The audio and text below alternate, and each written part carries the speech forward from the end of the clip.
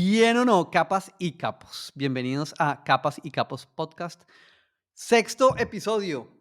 Ya estoy que llego al capítulo número 10, o sea, voy a llegar al 20% de los podcasts en el mundo, porque el 80% de los podcasts en el mundo fracasan antes del capítulo 10. Entonces estamos haciendo aquí todo lo Wow. posible por llegar al capítulo número 10. Capas y Capos Podcast es un podcast de historias extraordinarias de personas reales como usted y como yo, donde se cruzan el deporte y la salud mental y bueno, más cosas. Y qué mejor estar hoy con Valentina Montoya, psicóloga, psicoterapeuta, runner, triatleta, empresaria, una persona espectacular. Y en otro podcast les voy a contar a fondo cómo llegué yo a Valentina, ¿no? Hoy no Sí, lo voy a contar tanto, cuente la verdad. hoy no voy a contar tanto, pero yo llegué a Valentina porque necesitaba ayuda, básicamente. O sea, yo quería ser mejor persona, ser mejor papá, ser mejor esposo, ser, peor, deportista, mejorar en Por la vida favor. y Sí. empeorar en el deporte. Espectacular. Em, y llegué a Valentina por eso y bueno, tuvimos unas sesiones de terapia maravillosas. Hoy en día somos amigos, compartimos mucho. Y Valentina yo quería que estuviera acá Valentina desde hace mucho tiempo. Desde hecho, desde que estábamos en terapia, yo le decía: "Oye, yo quiero hacer un podcast", ¿no? Y obviamente quiero que tú estés como invitada, pero más allá de que Valentina es una gran psicoterapeuta y psicóloga y una gran runner, ¿no? Es de las que se filma así: voy a un pace de 3:53, Uy, kilómetro claro que 10", ¿no? no, claro El que no. contenido de ella es así. Eh, porque Valentina, pues, es una persona increíble y tiene una historia de vida maravillosa y que creo que se le puede sacar mucho jugo, y espero que en el corto tiempo que tenemos hoy podamos hablar de lo que ha sido tu vida, en el mundo del deporte, en el mundo de la salud mental. Y si, bueno, si quieres hablar de tu mundo empresarial también, sería chévere, pero lo que nos vaya fluyendo. Entonces, vale, primero que todo, cuéntame tú por qué llegaste al mundo de la psicología y la psicoterapia. Antes de que hablemos del deporte, quiero saber un poco eso porque creo que nunca lo hablamos y me gustaría Nunca lo saber eso y hablamos. que todos los que nos están escuchando sepan eso. Bueno, primero, gracias por invitarme, gracias por hacerme parte de tu vida. Tú sabes que me encanta compartir contigo y me encanta este espacio. Bueno, yo desde chiquita siempre supe que quería trabajar en algo relacionado con ayudar al humano. De hecho, quise ser médica. Desde chiquita siempre, cuando uno jugaba a la profesión, Valentina se ponía bueno, profesora, todo eso también, pero siempre como que me fui hacia ser médica. Y con el tiempo me fui dando cuenta que yo era una persona demasiado hiperactiva, con exceso de hobbies, y dije como, yo no puedo ser médica, o sea, yo me meto a ser médica y pues no puedo ni cantar, ni tocar guitarra, ni salir, ni tener la vida social que tengo. Y bueno, ahí como que empecé a relacionarme con la psicología. Desde chiquita he sido la psicóloga de todas mis amigas. Más allá de la profesión, siempre he tenido como esta capacidad para sentir, excesivamente sensible desde chiquita. Y nada, me gradué del colegio y yo estaba muerta al susto porque tengo un papá súper empresario, ingeniero civil, administrador, o sea, empresa, todo, que con unos hermanos que la mayoría ya estaban estudiando o ingeniería civil o administración. Y yo, curiosamente, aunque no parezca, era muy buena en matemáticas. Y mi papá me decía como, usted tiene que ser ingeniera, o sea, usted tiene que coger la empresa, es muy inteligente, no sé qué. Y yo, primer semestre, ingeniería civil, casi me pego un tiro. O sea, yo dije, yo esto no, o sea, no puedo, pero me moría del susto de decirle, oye, yo quiero ser psicóloga. Y desde siempre, en verdad, yo creo que siempre lo supe, pero me daba como mucho miedo embrace it porque pues el mundo de la psicología aparentemente de pronto no te da, o pues los psicólogos. Sí, o sea, puede ser una carrera que es como, está mal hecho, porque hoy en día la salud mental es demasiado importante, pero puede ser como, uno no sabe qué estudiar de niña, vaya, pues ya sea psicóloga, ¿sí? Y bueno, nada, al final terminé ese semestre y le dije, oye, yo me estoy muriendo, yo no quiero esto, yo quiero ser psicóloga. Y el man me dijo, pa'lante, y bueno, ahí empecé la doble con administración, como para que el man se relajara un poco, pero con el tiempo en la universidad, pues me pude ya enfocar 100% en la psicología. Me gradué con la opción en administración, que pues fue chévere, Pero bueno, esa fue mi llegada a la psicología inconscientemente, y lo que yo he podido entender es que eh, el vivir tantos temas yo internos a nivel mental y emocional también me llevó como a esta curiosidad de yo quiero entender la mente, quiero entender qué es lo que me pasa. O sea, dicen que los psicólogos al final escogemos muchas veces esta carrera para entendernos a nosotros mismos. Oye, ahora que me lo cuentas, pues creo que también por eso nuestra relación terapia-paciente funcionaba tan bien, ¿no? Porque yo también tenía mil hobbies, ¿no? Ujú, ujú, También la música, ¿no? Al igual que tú. Yo, total, muy sí, parecidos somos. sí, yo canto muy mal, pero canto, me gusta cantar. Toco guitarra también. Y también tenía mil hobbies. Y es difícil enfocar uno su mente en una sola cosa cuando tiene tantos hobbies, ¿no es cierto? Y bueno, no sé si fue por eso también que escoges un deporte como el triatlón, aunque siento que a ti lo que más te gusta es correr, ¿verdad? Pero no sé si de pronto escoges un deporte como el triatlón, y no solo el triatlón, sino que eres instructora de, no sé si se llama spinning, pero de spinning en Cyclo, Saiglo, ¿no es ujú, cierto? indoor Saiglo. cycling. Y Se llama además haces indoor yoga, exacto, una cantidad cycling. de cosas. Entonces tienes un abanico de hobbies y de intereses, y además en los que lo haces muy bien. Entonces, ¿cómo hace uno para tener tantos hobbies y hacer tantos hobbies bien? Porque yo tengo muchos, pero todos los hago promedio. Sobre Entonces, todo, sobre e todo. eso es muy difícil, pero cómo has hecho desde que estabas en el colegio, que ahora me cuentas que tenías tantos hobbies y ahora hoy en día, pues, también los tienes y los haces parte de tu vida? Porque, pues sí, le sacas unas horas a la semana a ser instructora de cyclo y hacer yoga y fortalecimiento, bueno, y miles de cosas más. ¿Cómo hace uno para encontrar ese balance y hacer tantas cosas y hacerlas bien y no perderse como en todo eso que uno está haciendo? Sí. Bueno, lo primero es que realmente no terminas haciendo todo bien. Y digamos que si es verdad que yo tengo como una capacidad para hacer muchas cosas, tengo como una capacidad mental de acordarme de todo lo que tengo que hacer, que puede llegar a ser un don, pero pues ahí de una vez como un spoiler, pues a mí me mató eso, ¿sabes? O sea, la necesidad excesiva de estar haciendo y de moverme, pues claro, llegó un momento donde el cuerpo me dijo no más, la mente me dijo no más. Entonces sí creo que el balance precisamente no existe en una persona como yo. Eh, claro, suena paradójico porque soy psicóloga y tengo una coherencia con eso y tengo una vida llena de bienestar, sí, pero digamos que termina uno cayendo en alguno, sí, o sea, sí es verdad que puedes hacer varias cosas y de alguna u otra manera viene de la cantidad de energía que tengas. Yo creo que yo vine al mundo con energía como de tres personas en uno, y más allá de eso, pues es como no hay ningún juicio de cómo vivir la vida, entonces pues para mí funciona. Y pues organizarse muy bien, también mi estilo de vida funciona porque yo soy, gracias a Dios, logré construir un trabajo donde no tengo que estar de 8 a 5 como muchas personas o de 8 a 6, sino que yo tengo espacios libres para a la 1 de la tarde salir a correr, y tengo como esa flexibilidad que es una de las cosas que me ayuda a mantenerlo. Y es, yo antes era, si no entrené en la mañana, ya no entrené. Si no entrené en la mañana, pues a la 1 de la tarde, si tengo hueco de 1 a 2:30, me pongo los tenis y salgo al Virrey. Entonces sí creo que hay como ciertas cosas que ayudan, pero definitivamente no quiero empezar el podcast diciendo, sí, podemos hacer 100 cosas a la vez, porque sería, o sea, se puede, pero hay contraindicaciones. Eh, el triatlón, digamos que yo creo que no te he contado, pero yo lo dejé. O sea, yo yo estuve casi 3 años haciendo triatlón, y en diciembre del año antepasado dije, hice mi último 73 en Cartagena y dije, necesito descansar.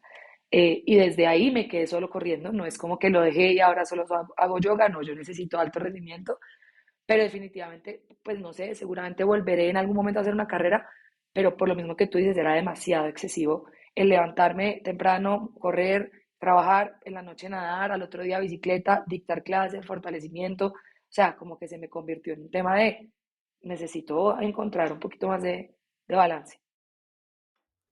¿Tú crees que el deporte o lo que has hecho, porque es intenso, ¿no? Ujú, Todo lo que has hecho, y crees que te ha quitado energía para hacer otras cosas? Porque yo creo que uno a veces, cuando está haciendo un hobby tan a fondo, yo, por ejemplo, y tú sabes, yo cogí la bicicleta, yo era así con el fútbol, y era así con el voleibol, y era así con el ping-pong en el colegio, yo era el equipo de ping-pong del colegio, ¿no? O sea, con todos los deportes existentes.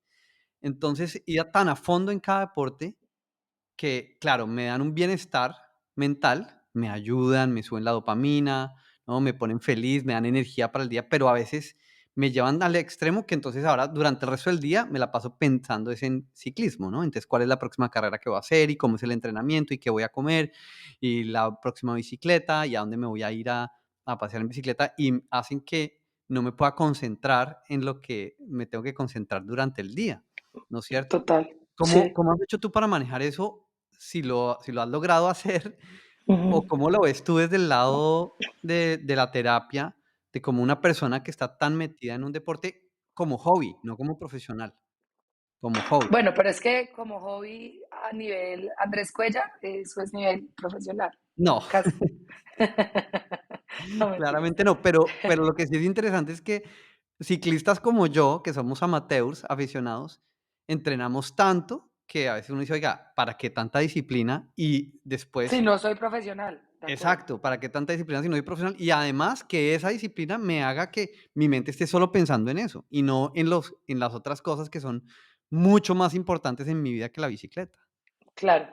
Pues acuérdate que lo que hemos hablado siempre es que tenemos personalidad obsesiva y yo creo, o podría casi que meter mis manos en el fuego, que la mayoría de los triatletas y de los deportistas, digamos como nosotros que somos amateurs, que lo tenemos como hobby, que hacemos mucho, somos muy disciplinados, tenemos una base obsesiva, ¿sí? ¿Por qué? Porque así funciona la mente de un deportista que tiene la capacidad de levantarse a las 5 a montarse un simulador, hacer 2 horas, después trabajar, al otro día lo mismo, hacer las carreras, entrenar para las carreras, meter dentro de las agendas que tengamos, porque de verdad que para un profesional inclusive es mucho más fácil, porque viven de eso, ¿verdad? O sea, sí, es un entreno muy fuerte, pero pues es que nosotros salimos del simulador a trabajar, a ser papás o lo que sea. Entonces, de entrada es, al darnos cuenta que hay una parte obsesiva de base, lo que uno tiene que hacer es trabajar precisamente esa base obsesiva para que no se convierta en una obsesión. Porque claro, lo que termina pasando es que te bajas del simulador y como se vuelve una obsesión, pues el resto del día estás pensando en eso porque se vuelve como en el foco y en lo más importante de tu vida, ¿sí? Que además lo hemos hablado, que las personas obsesivas son extremadamente inteligentes y digamos como que tendemos a una capacidad mental que nos juega a favor y en contra, obviamente, porque llegamos a ese punto de no podernos equilibrar. Eh, lo que yo he aplicado, por ejemplo, en mi vida es el pequeño desorden, sí, esa flexibilidad constante donde de pronto salgo a correr y yo antes era, si tengo 10 kilómetros, yo tenía que apagar el reloj a los 10 y si llegaba el semáforo al 9.999, tenía que devolverme un poquito para llegar a los 10 porque el número me hacía sentir como que no lo completé. Hoy en día es como que a veces me afecta, pero en general voluntariamente digo, voy a parar el reloj antes en los 9.700, voy a no hacer 300 metros hoy, así mi cerebro sienta que esos 300 me van a hacer un efecto en la carrera o esos 200 metros en la natación me van a generar algo en la carrera y es como, no, tengo que, no, como probar, ¿no? La mente obsesiva y decirle, pues no, lo siento, y paro. Y esa flexibilidad me ha permitido soltar la obsesión. ¿Sabes lo que hemos hablado? Hoy estoy cansado, bueno, hoy no me voy a montar el simulador.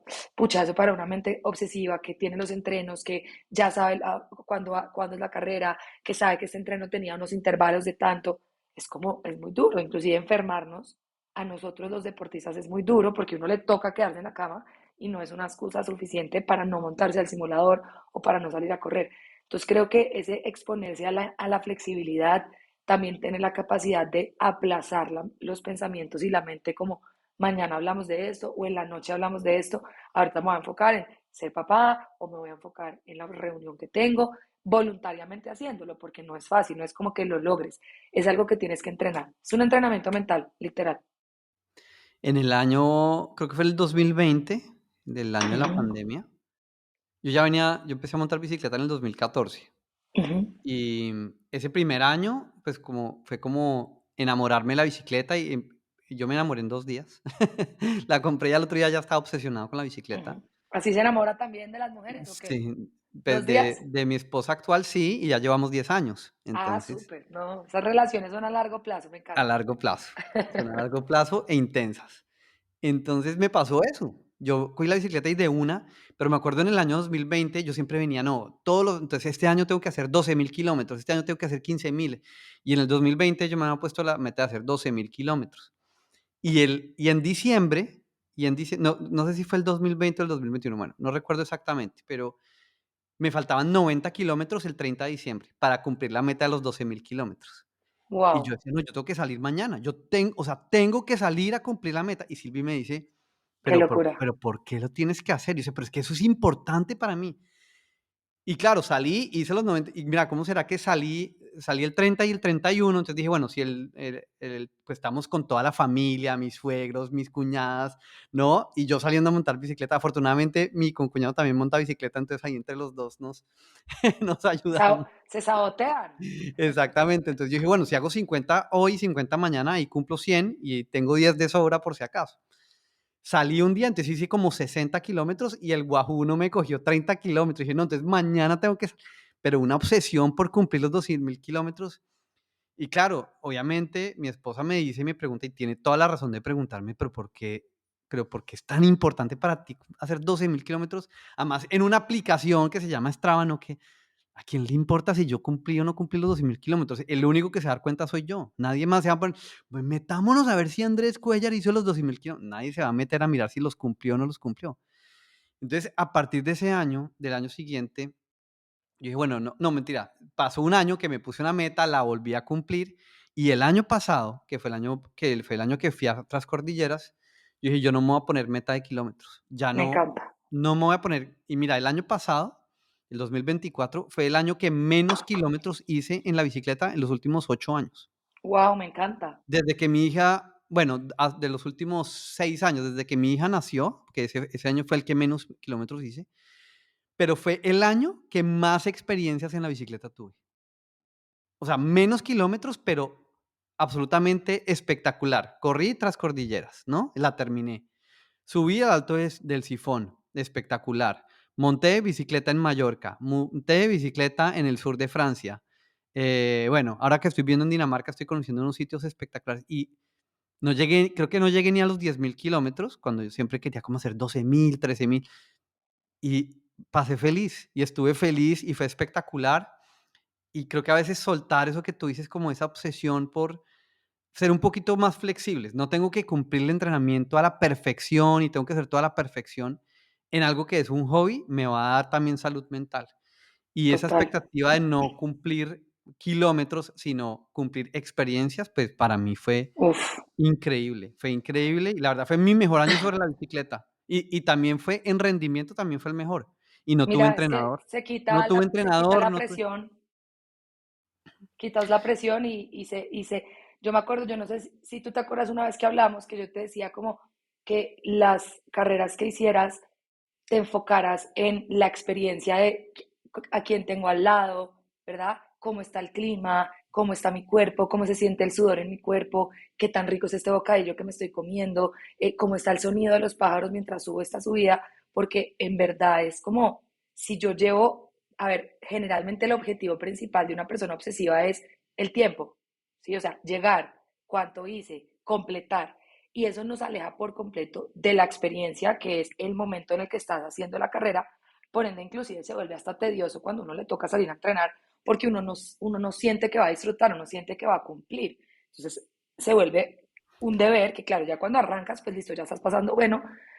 Y me pasa mucho, yo tengo una paciente que hace triatlón, que ella se estresa mucho por el tiempo. Entonces yo le decía, bueno, vamos a buscar otros objetivos en la carrera que aunque sean secundarios, vamos a tratar de que se vuelvan primarios y el resultado, que es el tiempo, de cuánto tiempo hiciste en ese 73, se vuelva secundario y que se vuelva primario el viaje, estar en la feria con la gente, el disfrutar tu bicicleta, el observar tus piernas, cómo están de fuertes cuando montas, el correr debajo del sol, el sentir la bulla de tu mamá cuando va y te hace barra, el pasar la meta, el salir a comer en la noche anterior la pasta y la pizza con tus amigas, el compartir de la ciudad murallada, si es Cartagena, lo que sea, ¿no? Y esos objetivos, cuando uno empieza a observarlos y tú vas con la intención verlos, de sentirlos, de voluntariamente poner atención en eso, pues la carrera y el resultado de alguna u otra manera pasa a un segundo plano. Tú te sientes lleno a pesar del número, ¿sí? Claro, el número nos va a afectar, sí, no importa, hacemos el duelo,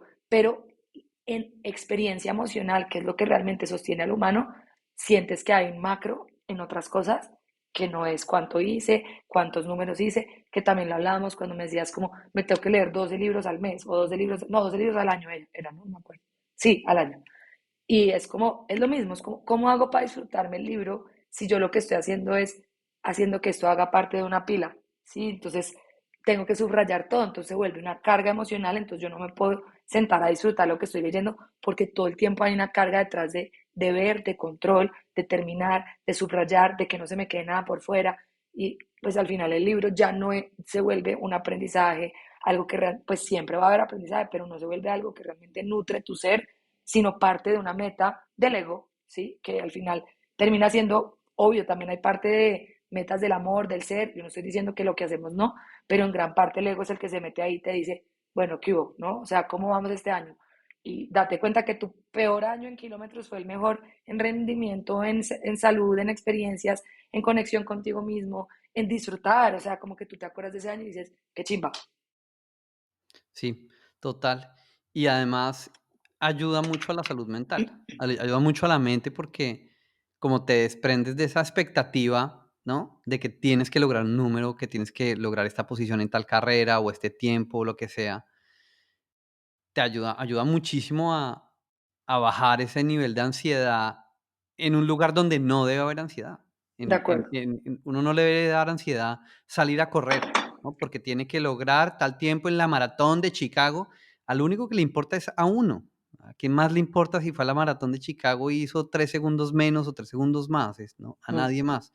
Estamos tan preocupados como por lo que piensen los demás de nuestros logros que nos afecta demasiado en nuestra salud mental en el día a día. mm, Y precisamente quiero que vayamos un poco para allá y es cómo ves tú precisamente la salud mental en el día a día relacionada con lo que la gente hace con su deporte, con el atletismo, con el running, perdón, no el el atletismo, running. sino el running, con el triatlón, con la bicicleta, con el gimnasio, con el CrossFit, ¿no? Porque todos, a la hora de la verdad, son deportes que nos ayudan a complementar nuestra vida y nos ayudan a mejorar nuestra salud física y mental, pero puede llegar un punto en el que mi salud mental se vea afectada en mi día a día por el deporte.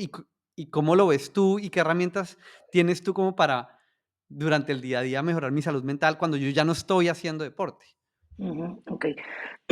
A ver, yo creo que el deporte definitivamente es salud mental y tú siempre que vayas a algún médico te van a decir, tiene que hacer deporte porque eso te va a bajar el estrés, te va a regular el cortisol, produces dopamina, serotonina, endorfinas. Entonces, digamos que a nivel fisiológico es necesario y yo te podría decir que no concibo una buena salud mental, de verdad, sin movimiento físico. Así sea salir a caminar, porque nosotros somos un todo y tenemos que tener salud física, salud mental, salud financiera, salud social, salud, o sea, todas las saludes que te puedas imaginar para que realmente haya un bienestar y la salud física solo se realmente mejora cuando hay movimiento, ¿sí? Entonces, de entrada es como el deporte para mí es un no negociable a nivel de bienestar. ¿Qué pasa? Las personas como tú y como yo ya no usamos el deporte como salud solamente, sino como un objetivo, digamos, como de vida, ¿sí? Un propósito. Es como una meta, es algo que va, que, sí, es como un proyecto de vida, es un hijo, es un emprendimiento, es, digamos, como lo quieras ver. Y ahí es donde podemos llegar a caer en obsesionarnos con y que no haya un equilibrio y un balance. Digamos que para mí la felicidad y la salud mental del humano tiene que tener de base eso, que tú tengas salud mental, física, financiera, social, familiar, o sea, que haya un equilibrio y que todas estas estén activas. De nada me sirve una persona que tiene salud financiera y es multimillonario, pero no tiene salud mental, ni tiene salud social, y no tiene familia, y no le importa nada, y siempre está en el computador, no tiene salud física porque no hay tiempo para entrenar, porque no hay tiempo para dormir, entonces hay insomnio, entonces pues no, no me sirve. De nada me sirve un deportista de alto rendimiento que se le va súper y hace todos los resultados y gana un montón de plata con eso, pero resulta que no tiene amigos, no tiene autoestima, todo el día tiene un síndrome del impostor adentro, sí, el cortisol está elevado por otras razones. Entonces, digamos que sí puede llegar a afectar la salud mental cuando se lleva al extremo, ¿sí? Para mí todo en extremo es dañino, inclusive el agua, ¿sí? Todo. Y hay una frase que a mí me gusta, o más que una frase, es una palabra que me gusta mucho usar, y es aprende a dosificar. Dosificar todo, dosificar el amor que le das a tu pareja, dosificar el deporte, dosificar el trabajo, porque todo es bueno, pero en exceso, si no lo dosificas, se te convierte en un veneno, ¿sí? Eh, con el deporte pasa algo y sobre todo con el triatlón, y es que a ti nunca te van a cuestionar lo que haces a nivel de ejercicio. Entonces, si yo te digo, oye, Andro, esta mañana me metí un pase, no, literal, una droga, tú me vas a decir, pero es miércoles, ¿qué te pasa? O sea, ¿cómo así? Y pues va a ser tenaz. Pero si yo te digo, esta mañana nadé 2 horas y ahorita salgo a correr, la probabilidad, si tú eres sobre todo nuevo en esto o eres bien obsesivo también, me vas a decir, qué crack, ¿no? O sea, mucha tesa. ¿Cómo haces? Que esos son los comentarios que yo recibo en redes. Eres una crack, ¿cómo haces todo eso?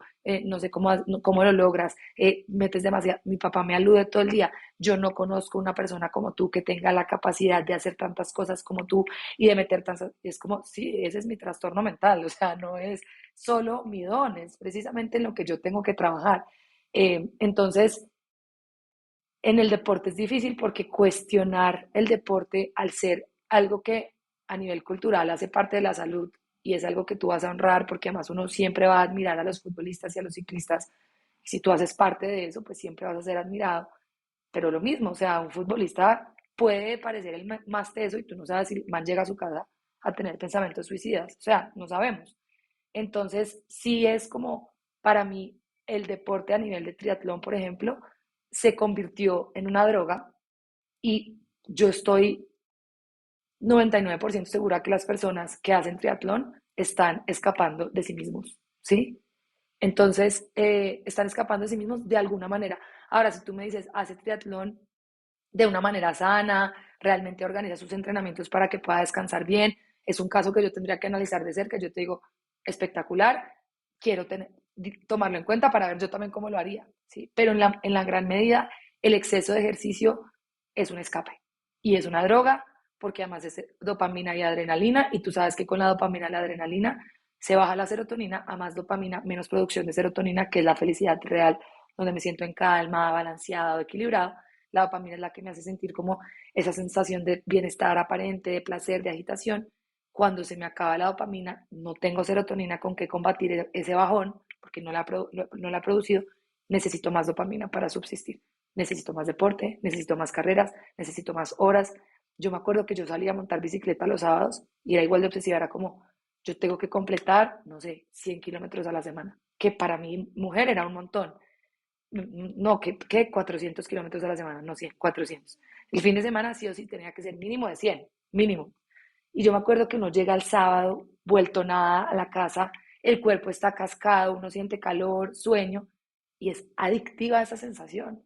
Ya después para mí, un sábado donde yo solamente iba al gimnasio media hora, 40 minutos, y no sentía eso, yo decía, me falta algo. O sea, yo no estoy haciendo suficiente porque esa sensación como de que el cuerpo está vuelto nada, que me pesa, que me puedo comer el mundo, como es casi como uno está como anestesiado, se vuelve adictivo.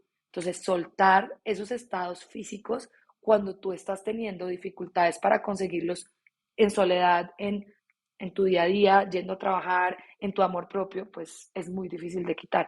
Ahí es donde siento que se convierte en un problema real. Qué chévere que hables de esto y me hiciste pensar precisamente en esa disciplina tóxica que estoy viendo ahora, ¿no? Porque yo Ujú, soy amante de la disciplina, tú sabes.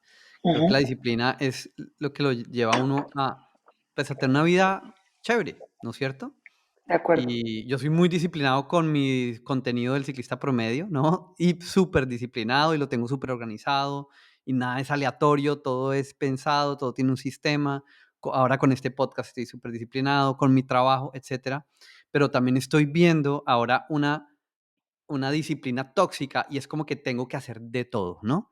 Entonces, me tengo que leer los 12 libros yo no me leo 12 libros al año. Me los leí en Bien, una época. El año pasado me leí 2 libros. muy bien, muy bien. Me leí el de Ricardo Silva, muy bueno, el de Alpe d'Huez, la historia de Lucho Herrera el día que ganó Alpe d'Huez, Amo. y me releí un libro que me releo cada cierto tiempo que es, La autobiografía de un yogui. Solo 2 libros en todo un año. O sea, bueno, en enero me leí uno de Tomás González, una mini novela muy bonita de Tomás González, se los recomiendo, un escritor colombiano, escribe muy bonito. 3 libros en todo un año. ¿Yo para qué me tengo que leer 12? ¿Para qué me tengo que leer 24? Y ahora uno ve, sobre todo las redes sociales, porque eso sí viene muy de las redes sociales, ¿no? Como esta hiperdisciplina tóxica de que tengo que hacer de todo, ¿no? Entonces, a las 5 de la mañana ya me leí mi libro, ya medité, ya hice mi diario, mi journaling, porque no, en Ujú. español no sirve, Es tiene que ser en journaling, inglés. sí. Sí, tiene que ser en Ujú, inglés. Y lo que tú dices, corrí 2 horas y ahorita por la tarde voy a ir a nadar y por la noche voy a ir a, ¿no? Y yo creo que la disciplina es algo mucho más básico y mucho más sencillo, ¿no? Y es la ujú, disciplina de llegué a mi casa y pasé tiempo con mi hija y no se lo conté a nadie, no lo publiqué en ninguna red social, jugué con ella, estuvo feliz, ¿no es cierto? O lavé los platos, los metí a la lavadora, o la disciplina es algo mucho más básico y mucho más sencillo, y no como esa disciplina tóxica que ahora estamos viendo en las redes sociales de que hay que hacer de todo, porque si no lo haces, entonces no eres el productivo y pasa un poco lo que tú decías ahorita de que tu papá te dice, ¿no? De que cómo haces para hacer todo eso y eso es como un modelo de vida, ¿no? ujú, Y puede ser tóxico ver esas ujú, personas que en teoría hacen de todo, porque yo no sé cómo es su vida, y si lo están haciendo de corazón y están felices, yo estoy contento por ellos, pero si lo están haciendo y están sufriendo por dentro solo para mostrarlo, pues me parece un problema mental, de salud mental muy grave, ¿no es cierto? total, Entonces, y hoy las redes sociales están, digamos que, perjudicando en exceso la conexión real del humano consigo mismo y con los demás, porque tu vida se convierte en una virtualidad. Entonces, como que de verdad el salir, caminar, sentir el aire, ver el sol y guardarte eso para ti, ya no solamente no es algo que como que no se te ocurre, sino que ya no, el cerebro y el sistema nervioso no nos lo permite, ¿sí? O sea, ya es un tema que automáticamente estamos en la virtualidad. Entonces, la vida, yo le digo a mis pacientes siempre como, apenas usted se levante, lo primero quiero que haga es que aterrice. O sea, cuando uno duerme, uno viaja, uno está, pues yo creo mucho en eso, en que uno en el sueño uno está un poquito como elevado, uno puede inclusive tener viajes astrales y si no creen en eso, no importa, pero uno se levanta y es como plop, cae otra vez en la tierra, demos el tiempo al cuerpo, al cerebro, a aterrizar. Entonces, lo primero es como saludarse, buenos días, ¿no? A uno mismo, ¿cómo estás hoy? ¿No? Estoy cansado, bueno, durmamos un poquito más, ¿no? Hoy siento que el café me va a dar dolor de cabeza, entonces tomemos un vaso de agua, levántate, respira, aterriza, o sea, esta es tu vida, este cuerpo es tu hogar. No de una, cojo el celular y no le dije ni hola, y pues claro, o sea, inmediatamente me monté en la virtualidad. Cuando tú me dices como esta vida de hacer de todo, yo te voy a decir una cosa y es, eso no se puede si tú eres un humano. O sea, digamos como que ¿cómo te digo? Como el humano como tal no tiene la capacidad para hacer todo. ¿Por qué? Porque somos limitados. Punto. No somos robots. Entonces, si uno se va a ver cómo funciona el humano, pues el humano le da sueño, se enferma, se distrae, venimos con emociones que no controlamos, ¿verdad? La tristeza, el miedo, lo que sea, y la probabilidad de que yo tenga la capacidad de todos los días levantarme y hacer 7 cosas es muy bajita. Entonces, o lo haces con la capacidad de soltar de vez en cuando algunas cosas, de que aparezcan imprevistos, de hoy no alcancé a meditar y no pasa nada, pues mentira. Sí, o sea, una de dos. Y sí considero que uno puede escoger cuáles son sus no negociables. Por ejemplo, para mí el deporte es un no negociable y para ti también, estoy segura. Por ende, en mi caso, Valentina Montoya, para tener bienestar, yo tengo que hacer mucho ejercicio, que también está bien uno poder acomodar como el deber ser a su propia realidad. Entonces, sí, en mi caso yo necesito meditar y entrenar. A veces escribo, a veces no. Pero yo no te medito, entreno, hago journaling, le hablo al árbol, hago tapping en el espejo, salgo. No, no se puede. Sí, o sea, es imposible. O sea, no hay ningún humano que tenga la capacidad de hacer eso. Entonces, o lo están vendiendo mal y no están mostrando la realidad que hay debajo, que hay días donde no lo hacen y no quieren, o lo están haciendo bien, que por ejemplo en hábitos atómicos explican que los hábitos que quieras incorporar primero tiene que hacerse a pocos, pero tú puedes hacer 2 días no del hábito y retomar en el tercero. Siempre es importante retomar en el tercero, pero esos 2 días no, no hay culpa, entiendo que es necesario, ¿verdad? Que la esencia del humano y la ciencia detrás del humano, pues me pide que yo sea flexible, porque si no, no se puede sostener. No somos robots, yo no me puedo configurar en modo focus, modo organización, modo felicidad, modo trabajo incesante. No, es como lo que te tocó. Si hay cosas que puedes organizar, hay estructuras que puedes generar, lo que tú dices, para mí la disciplina es como tener una estructura y un sistema del que yo me puedo coger, pero siempre con la capacidad de soltar y de tener un margen de error que me permita estar en paz, no me genera culpa. Hace parte de ese 100% de éxito. O sea, el 20% de margen de error hace parte del 100% de éxito. Si no, no se puede de otra manera. Entonces, sí confirmo que las redes sociales nos venden humanos que no existen. Eso no existe.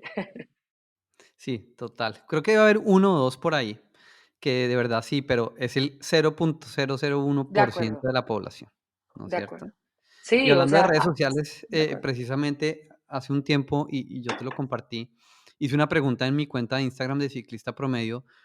La pregunta era: Ah, ¿usted sí. de qué se escapa cuando sale a montar bicicleta? Y recibí unas respuestas muy duras y yo tomé la decisión de no publicar las respuestas, porque me parecía que había unas respuestas muy fuertes, pero me tomé el tiempo de escribirle a todas las personas que me contestaron, y esa ha sido una de mis historias más virales. Creo que tuvo como 10.000 visualizaciones, que para una cuenta de 30.000 Wow, seguidores es impresionante, ¿no? wow, Y no sé cuántas respuestas tuvo, como 1.000 creo, y me tomé el trabajo de responderle a las 1.000 personas uno por uno, porque creo que era wow. importante, porque me estaban compartiendo algo personal. Mm, Algunos echaban chistes y estaba bien, pero muchos otros me compartían que salían a montar bicicleta porque se escapaban de la tristeza, de la soledad, de la depresión. Y yo dije como, wow, o sea, yo no soy el único que tengo problemas de salud mental, ¿no?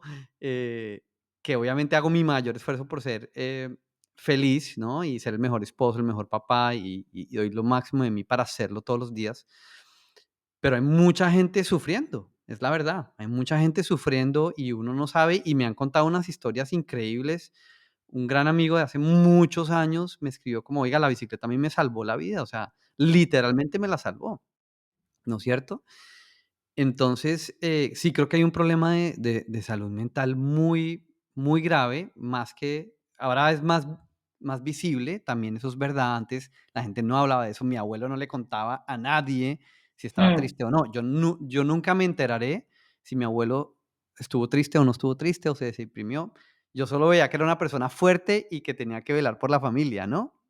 O eso es lo que aparentaba, y lo hizo muy bien, porque esa es la imagen que nosotros tenemos. Pero yo no sé si él fue eh, depresivo, o tuvo tristeza, o se sentía solo. Nunca lo sabré, y me parece un poco triste saber que eso no pasaba antes, y que ahora pues tenemos la oportunidad de hablar y de compartir. Y ahí es a donde quiero que hablemos para terminar, de la terapia. Yo me vi una serie hace poco que te la recomendé, que se llama Shrinking, ujú. como, como Quedarse, hacerse chiquito.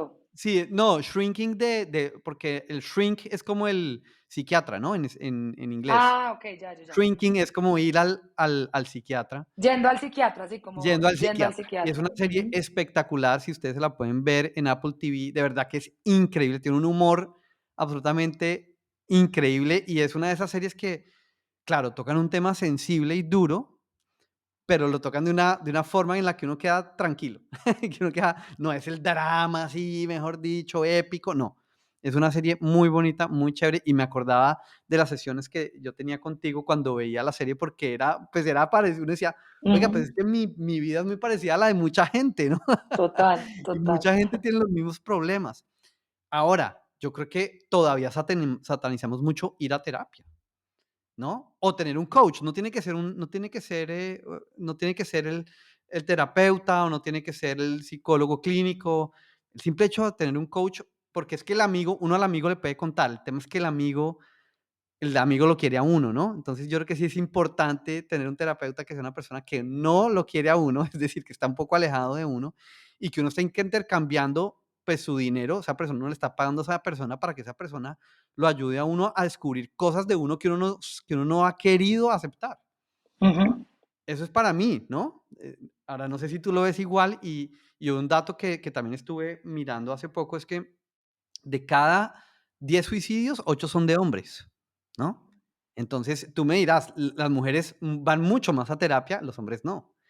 Y no sé si eso tiene que ver con que de cada 10 personas que se suicidan, 8 son hombres. O sea, es un dato Muy elevado, muy impresionante, ¿no? fuerte. Y también viendo les recomiendo el documental de Avicii, ese sí me puso un poco mal, porque ese sí es más dramático y más Ujú, producción gringa, entonces más música así épica, aunque ujú, bonito la historia de él, pero, pues, él se termina suicidando, si no lo sabían, pues, ya les dañé el documental, pero es una vida pública, y es duro saber que una persona con tanto éxito, tanta fama, una persona chévere, además que el tipo se veía un man chévere, ¿no? Termina, pues, tomando alcohol, pues, sin parar, termina adicto a los opioides y al final se termina suicidando. Entonces, ujú. yo creo que la terapia es importante, es mi punto de vista, pero a mí me gustaría oírlo de ti como persona y como terapeuta, porque una persona Sí, debería ir a terapia y si sí le va a ayudar o no le va a ayudar con su salud mental y con su vida. ok.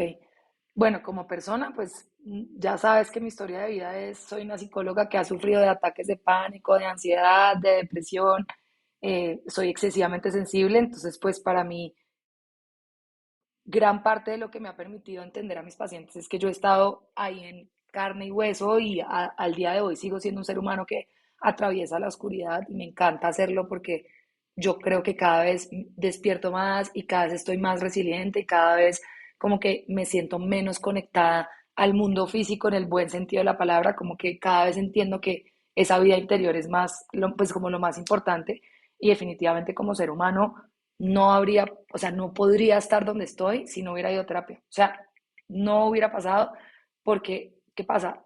Los terapeutas tenemos la capacidad de ver lo que tú no ves, ¿sí? Y no solamente eso, sino podemos como entregarte un espacio donde tú sientes que estás compartiendo el dolor. El suicidio y la depresión, pero más que todo el suicidio, es un exceso de dolor no compartido, ¿sí? Y en gran parte es cómo lo comparto. Lo puedes compartir a través de un cuaderno, lo puedes compartir a través de la música, pero si tú tienes una persona que te puede acompañar, que te pueda hacer entender lo que te está pasando, que te ayuda a reestructurar, porque al final lo que hace que un ser humano sufra es su percepción de su realidad, que generalmente es una percepción errónea, ¿sí? Una percepción obsesiva o paranoica o fóbica, donde la persona vive la vida desde el miedo, desde la catástrofe, o vive la vida desde la paranoia pensando que todo el mundo le va a hacer daño, o pensando que hay algo mal en sí mismos, o vive la vida desde la obsesión y el control, donde no puedo soltar nada. Y entonces en el momento que un terapeuta te explica realmente cómo funciona la mente, que te empieza a, digamos, como a alinear tus creencias, hay una reestructuración mental, pues tú te empiezas a alivianar, porque todos estamos autoengañados constantemente por nuestras propias creencias y por la forma en la que vemos la vida. Y siempre, pues para mí tiene que existir algo o alguien, porque no necesariamente tiene que ser eso lo que tú dices, un terapeuta, pero un libro o unos podcasts o lo que sea, porque yo creo que no podemos satanizar, todos tienen que ir a terapia, o sea, yo creo que sí es el final, pero pues el que no quiera, no hay que obligarlo, pero sí tiene que empezar a generar conciencia de alguna u otra manera. Yo creo que ser seres humanos, por la forma en la que estamos estructurados, que somos personas irracionales e inconscientes en un 80%, con emociones que venimos con ellas, eh, ya nos hace incontrolables en el sentido que no tenemos el control de sentirnos bien todo el tiempo, ya nos hace complicados en el sentido de hay un inconsciente que está moviéndose sin que yo sepa, todos tenemos heridas de niños, todos estamos traumatizados y a eso vinimos, a sanar. O sea, a mí me parece muy chévere porque al final yo entendí que el humano vino a trascender, pues, esto que ve allá afuera. Entonces, sí creo que al no tener el control, así creamos de nosotros mismos, pues necesitamos a alguien que nos ayude a percibir diferente y que alguien que lo ha estudiado y que sabe exactamente qué es lo que te está pasando, que sabe cómo funciona la ansiedad, que sabe cómo salir de un pensamiento obsesivo, que sabe que la depresión es una consecuencia de una desilusión. Si no es que yo escogí estar deprimido porque soy negativo, no, muchas veces no tiene nada que ver con ser negativo o no ser negativo. Entonces, a mí me encanta que la gente use la bicicleta y el deporte porque sí es verdad que te puede salvar la vida, porque en la bicicleta encuentras ese compartir, encuentras que, o sea, haces una conexión. No es que la bicicleta me salvó la vida por el deporte, es por toda la experiencia que trae la bicicleta detrás, es las sensaciones que te genera, el volver a sentirte conectado con tu cuerpo, el compartir con el de al lado, el tener una comunidad, el sentir que no estás solo, ¿sí? O sea, al final sí es como un escape, pero al final es como, es un lugar donde encuentras algo que no estabas teniendo. Pero sí considero que es importante entender de qué estoy escapando y que haya algo extra que te ayude a que cuando te bajes de la bicicleta la vida no sea oscura, sino además de que la bicicleta me potencia todo esto y me ayuda a regular el cortisol y me ayuda con mis niveles de ansiedad, me ayuda con el insomnio, pues además de eso salgo a la vida y me gusta lo que hago, me gusta quién soy, tengo buenas relaciones, no dudo de mí, en el trabajo no hay un síndrome del impostor constante, ¿sabes? Como que sí siento que tiene que haber una visión extra porque al final pues ser seres humanos es complicado, o sea, esto no eres tú o yo que tenemos ansiedad, es todo el mundo tiene algo, todos estamos traumatizados. Entonces, de acuerdo, no tiene que ser solo una psicóloga, psicoterapeuta, pero puede ser un coach que te explique, que te enseñe, que te ayude a manejar el tiempo, que te diga, oiga, usted está levantándose y haciendo muchas cosas, bajémosle un poquito, en la mañana prefiero que haga esto, que pueda analizar tu caso, tu personalidad y desde ahí darte estrategias reales que se puedan adaptar. Sí, total. Y en algún momento decías que, bueno, un libro o un podcast. Sí, yo ahí creería que, porque eso es consumir, a la hora de la verdad. Si yo me Uh leo -huh, Hábitos Atómicos y no hago nada, pues no sirve de nada. O me oigo este uh -huh, podcast y no hago nada, pues creo que crear, o sea, escribir es más valioso que leer. uh -huh. Hoy De en día acuerdo, pienso eso. de O acuerdo, hablar, ¿no? Hablar, de grabarme, acuerdo. grabarme y después escucharme me parece mucho más valioso. O pintar, o escribir una canción, tocar guitarra. Sacar, sacar, Sacar, sacar, sacar sacar. es muchísimo más valioso que consumir, porque consumir es información y es dopamina, ¿no? Yo me leo Hábitos Atómicos y digo, uy, me voy a convertir en 37 veces más productivo Uh porque -huh, mejoré un 1% y eso uh no -huh. es real, ¿no? Es Sí, mucho más real escribir un libro, por ejemplo, o escribir mucho algún más video, real, de acuerdo. o hablar con alguien, o hablar con ChatGPT, o hablar Sí. con Sí, soltar, o hablar, sea, hay que soltar, soltar. hay que sacar, hay que desintoxicar. Es como, yo siempre le digo a los pacientes, es como si tú tuvieras comido un salmón picho hace años y lo tienes ahí y estás con ese malestar, pues, ¿qué tiene que hacer uno? Pues vomitar. Y el vómito no sale bonito, ¿no? O sea, no es como que yo vomito un salmón y, ay, qué lindo, y venga, vuelvo y lo guardo. No, eso sale feo y es crudo y es doloroso y sacar es desintoxicarse de la rabia, de la desilusión, de la tristeza, de la duda, de los pensamientos obsesivos. O sea, la escritura es, tú sabes, es la mejor terapia que hay. Además, porque algo muy importante para terminar es la fuerza de voluntad no sirve. O sea, sirve hasta un punto. Lo que realmente, a ver, un hábito se construye en la medida que tú lo repites y es agradable para el inconsciente, ¿sí? Yo no puedo dejar de fumar si mi inconsciente no sabe que es desagradable, uno, y si, dos, yo no repito algo todos los días diferente. O sea, puede que a mí me digan, no te funciona preocuparte, no te estreses. No, pues que yo estoy habituada a estresarme porque yo escogí el estrés, la preocupación, la ansiedad y los pensamientos obsesivos como hábito predeterminado en mi cerebro y al repetirlo se guarda en el inconsciente y tu cerebro lo va a escoger porque el cerebro escoge por conocido, por familiar, no porque funcione o no funcione. Entonces, en gran parte, un terapeuta te ayuda a darte cuenta de esos bucles que estás teniendo de hábitos que no sirven para que realmente podamos empezar a incorporar de la manera correcta lo que sí, porque no es como que me leo un libro y ya mañana soy disciplinado, o no sé, me hablo en el espejo bonito y ya tengo autoestima, o hago 10 respiraciones y ya empiezo a regular la ansiedad. Es mucho más complejo que eso y a mí me encanta decir, yo no soy confiable. Y como yo no soy confiable, porque yo no tengo cómo acceder a ese archivo, necesito que alguien me ayude y me ayude a ser confiable porque no somos confiables ni con lo que pensamos, ni con lo que sentimos, o sea, ni con la forma en la que estamos percibiendo el mundo. Entonces siempre hay que tener como un insight constante de una persona, creo yo, no constante, pero sí, y sobre todo cuando ya encuentras las herramientas se convierten en ese insight. Ya no necesitas al señor o a la señora diciéndote, sino tú ya tienes tu cuaderno, ya sabes cómo desahogarte en una nota de voz, ya sabes cómo entender si lo que estás viendo es posible o probable, entonces ya sabes cómo analizar la realidad para que tu cerebro entienda lo que realmente puede ser catastrófico y lo que no. Pero si no tienes las herramientas, pues al principio toca buscar a alguien que te las dé y que te ayude. Increíble terminar así, me encanta. Y qué bueno que hayamos logrado por fin cumplir este sueño Gracias. Sí, qué eh, emoción. que teníamos pendiente. Bueno, capas y capos, si les gustó este episodio de Capas y Capos Podcast, se pueden suscribir en Spotify, Apple Podcast, YouTube. Recuerden calificar el episodio, compartirlo con otras personas que crean que les pueda gustar este tipo de contenido. Y yo creo que te voy a tener que invitar otra vez porque el tiempo no nos alcanzó. Tenemos que hablar de Por favor. muchas cosas más. Les Yo voy a dejar feliz.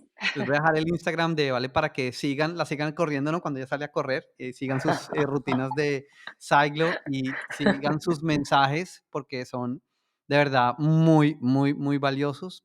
Y bueno, nos vemos en un próximo episodio de Capas y Capos Podcast. Gracias, gracias a ti y a todos.